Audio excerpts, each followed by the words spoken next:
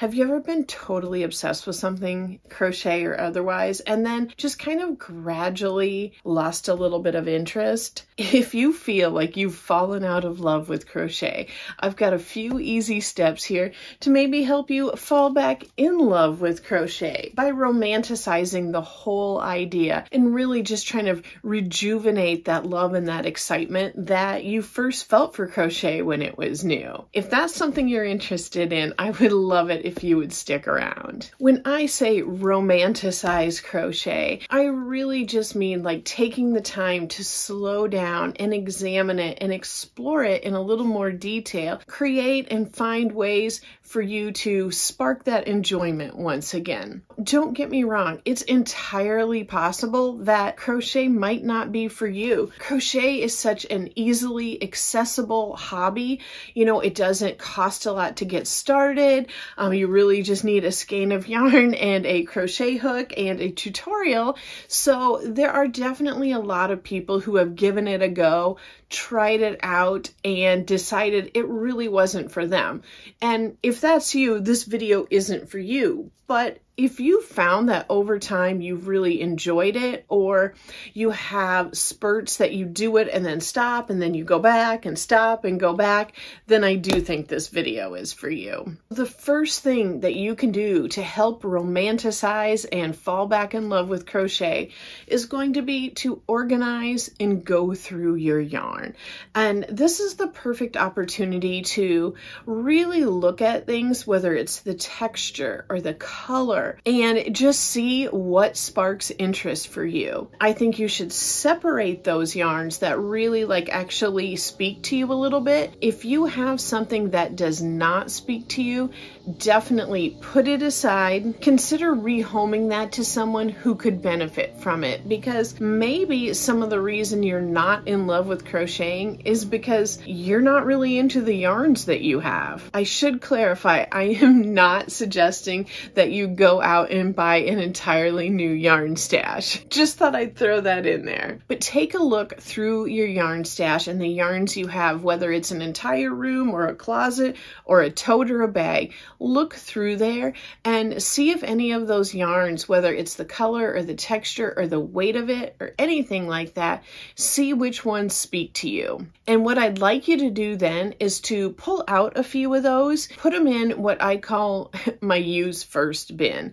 Mine is just a bin from the Dollar Tree, and I've got a video I'll put up here where I go into detail how I used my use first bin and what I actually accomplished by having yarns right in front of my face. But take those beautiful yarns, set them out in your use first bin. It can be a basket, it can be anything that looks pretty to you and you can see the yarns in. I don't suggest like a closed box or something like that. I am suggesting that you put them somewhere where you can see them. And while you're going through some of those yarns, really kind of look at them in a different light. Check to see about grouping them by different textures or colors that you may not have thought about pairing together before. Sometimes falling out of love with a hobby is more just boredom. If we're using the same yarns all the time for the same type of projects, over and over and over, if that isn't something that makes you feel comfortable, like it does me, then it could be like monotonous for you, and you might be able to spark that joy back if you're trying something different. So I would encourage you to really take a look at some potentially different color palettes that you could work from, or different types of yarn that might actually pair really well together and you just haven't thought of it. And I'm not asking you to make projects out of these, but just when you're going through your stash, pull them out and just, put them in a pile together. Look at them like that. Feel them together and take a picture of them, because I think that's something that can be really helpful. If you are putting some groupings together on the floor or the bed or the couch or whatever, take a picture of those color groupings, do one from further away, do one up close, and keep them on your phone for a few days or a week or whatever. And then go in, flip through the photos, and you might look at those color combinations and be like, oh my gosh, you know, I really like this. This jumps out at me. Or other ones where you're like, this is just boring. It's unappealing to me. If you have some that really jump out after being able to go back in a few days, that means that those are yarns you should be working on. And those yarns could really help you fall back in love with crochet. While we're talking about things being a little monotonous, I want to suggest that you reignite your spark or your romance for crochet by checking out some different designers. So that could be either on Instagram or YouTube or Ravelry or wherever, but I would encourage you to look at things that are just totally out of your wheelhouse. That doesn't mean doing that exact project, but if you see something that just is able to, you know, spark something in your imagination about what you'd like to do, that like burst of creativity, then you should follow that through and really expand on that and see what you could make. I mean, this morning I was looking at a video and it was for, I want to say it was something like fairy woodland crochet sweater, something like that. Well, I'm definitely a hippie at heart. I go to work and I dress in business casual. So that's not really something I get the opportunity to wear a lot. But I was looking at it and it really sparked something for me because I thought, you know what, this would be great because I just bought a few like casual tank tops and I don't like being sleeveless. I like having sleeves. So, you know, while I was looking at this fairy woodland sweater, I realized, because it was like a mesh type of thing. And, you know, this gal had, it was like all these beautiful mossy green colors. And to me, it would be like something that you would wear to like a Renaissance fair or something like that. But I thought, you know what, if I made that in like a dark brown, black, charcoal type of thing, you know, I could totally wear it over some of these tanks. Like if I'm just hanging out outside this summer and just want a little bit more coverage. And it would look totally different than that designer did hers, but it just sparked for me. It was that bit of creativity where I realized I could make this work for me. It's something that really would not have come up in my feed otherwise, but I did make sure to subscribe to her because I thought, you know what, it's good information and I could definitely benefit in the future from the inspiration, even if I'm not doing the exact thing she is. So try some different sources of inspiration.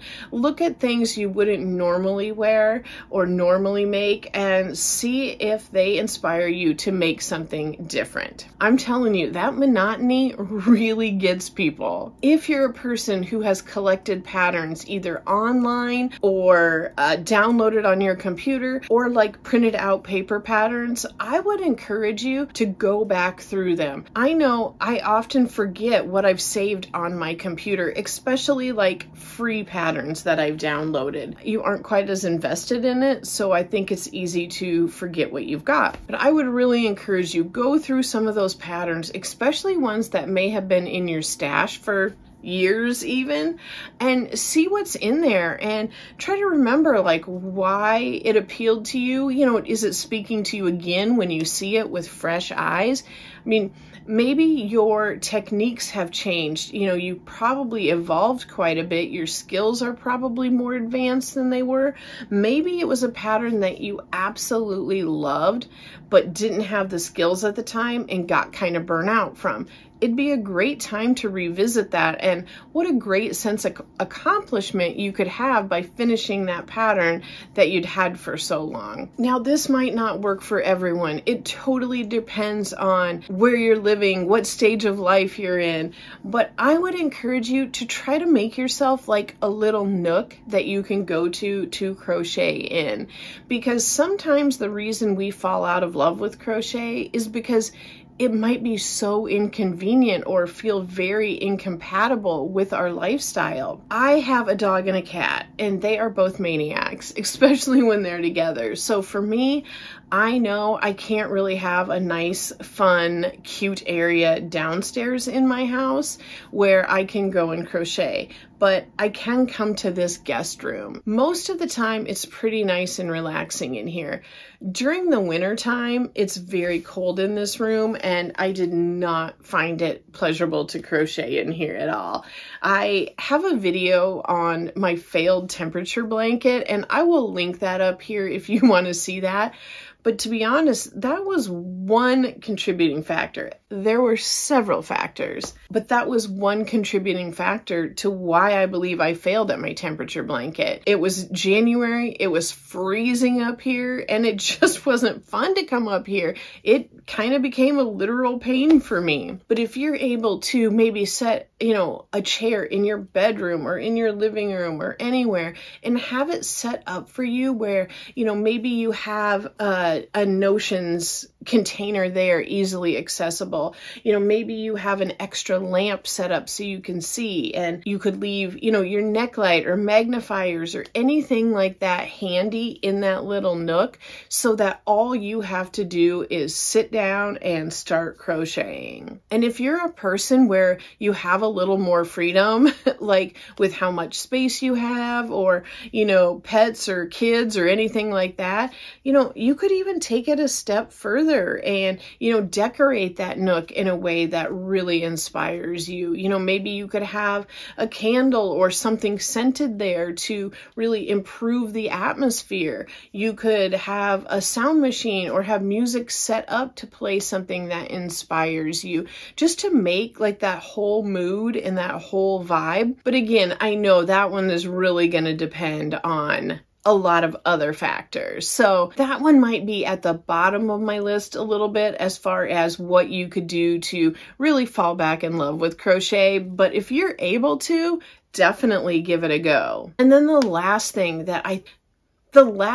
I think you should do, I'm trying to figure out how I want to say this because I'm phrasing it weird. If I say the last thing I want you to do to fall in love with crochet, I mean the last thing on my list of my notes, not the absolute worst thing you should do or the opposite thing you should do. I don't know how to say this right. The final thing, the final option I have for you if you're wanting to romanticize crochet and fall back in love with crochet is make a project entirely for yourself. So I don't care what you're into. If you're into wearables, if you're into blankets, if you're into amigurumi, if you're into whatever, I want you to make a project just for you and totally tailored to everything you love. Your favorite color, your favorite texture, your favorite weight of yarn, your favorite stitches. If it's a plushie or an amigurumi, one of your favorite characters, anything like that.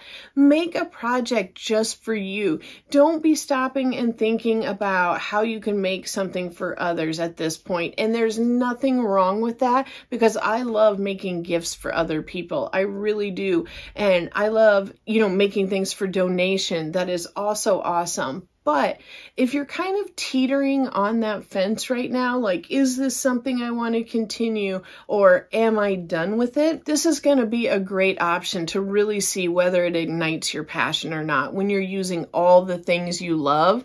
And maybe that's the sign of if you make a project out of all of your favorite things and you're still kind of like, I don't think crochet is for me, then maybe it is time to move on at that point. But I think it's a great option to really explore those favorite things. And while you're making your project, really reminisce and focus on the things that made sense to you and appreciate why you got into it. And I have a bonus tip for you. And I did a video a while back, and it's not one of the most popular ones on my channel by far. I will say that, but I will link it up here.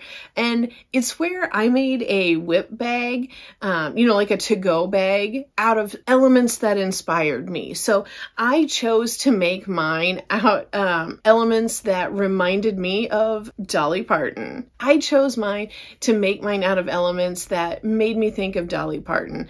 I think she's inspirational in a lot of ways, and I'm not going to get into all of that stuff here. I will link the video if you want to see it, but by having a bag to carry my stuff around in and pull my project out of that have items that encourage me and inspire me is a great pick-me-up. And just one of those tiny little things that might not seem like a big deal, but when you add it up together with all those other elements, it really can be helpful and inspiring. There is a chance, though, that maybe crochet was a hyperfixation for you, and you'll have to let me know if that's something you want to know a little more about, or my thoughts on that, or if you want to start a conversation going about that.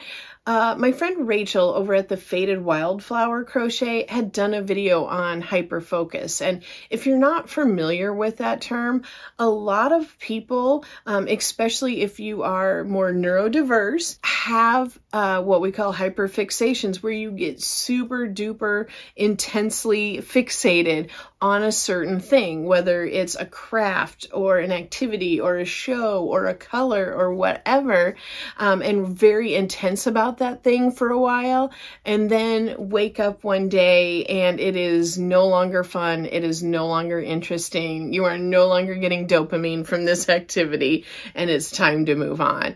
And this does intrigue me a lot, and I think it's definitely something worth touching on. And if you find that you're in that category, we can definitely talk about why that's okay to give it up. So let me know in the comments what you think about that. And again, as always, I want to thank you so much for showing up and talking yarn with me. Today, it means so much to me. I appreciate you so much. Bye.